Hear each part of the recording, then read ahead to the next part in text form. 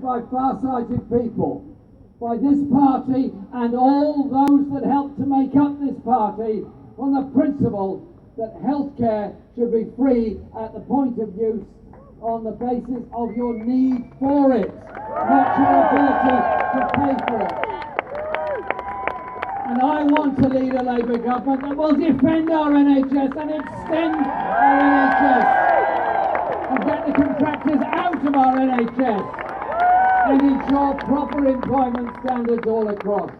But I also want to take that principle a bit further and establish a national education service that will also take the commodity out of education and instead insert the right to learn, the right to know, the right to teach. That is what a Labour government would achieve. And then you look at the cabinet that he assembled overnight.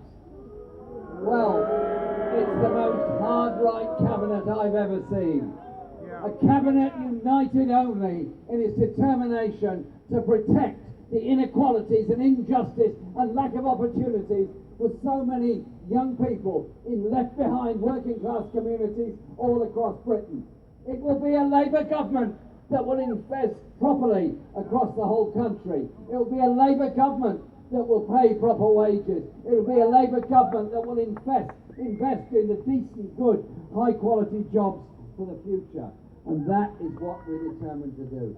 But we're also determined to make sure there is no cliff-edge Brexit on the 31st of October, where we crash out of the European Union, be told that we had to accept total free market economics and the economics of Donald Trump. We'll challenge them over there in the House of Commons. We'll force it to vote over there. But in reality, the vote we need is a vote of the people, both to reject Brexit and to elect a Labour government for the future.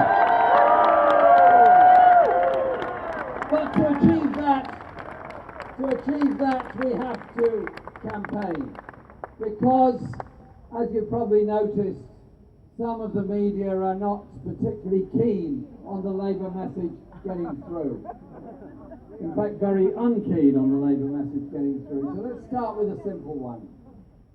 If you know somebody who would like to vote, make sure they are registered to vote. In the last election campaign, there was one website that never said anything about registering to vote. That was the Conservative Party website. I really wonder why. The efforts of so many young people using social media and the old techniques of door knocking made sure hundreds of thousands, then millions of people registered to vote, often for the first time. I can't predict when a general election will come, but I do know the basic building block of that is getting people to register to vote. And also, when a Labour government's elected, we'll reduce the voting age to 16 so that young people will get their chance to vote. But it's also about the campaigning work that we do. Our community organising all over the country are taking the message out to all those communities and towns across Britain of what can be achieved. The bottom-up development of our policies, so that we have housing policies that do build council houses, that do restrict the private rented sector, that do give young people the hope and the certainty they will get somewhere to live. And when Tories grandly tell me that they're doing a lot about homelessness, you don't have to walk very far from this Parliament Square to meet homeless people all over central London, begging to find enough money to get into a night shelter. You see similar demands made all across this country in bus stations and railway stations all across the country.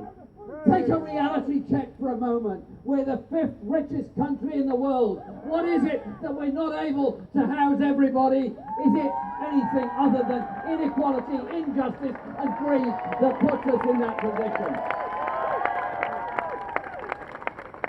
And the jobs that we're determined to create,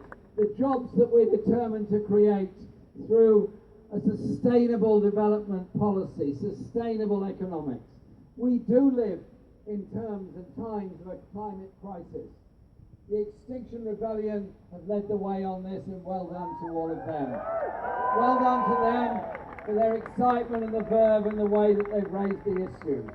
The number of species that are going to be extinct in the next few years unless we do something about it is truly frightening.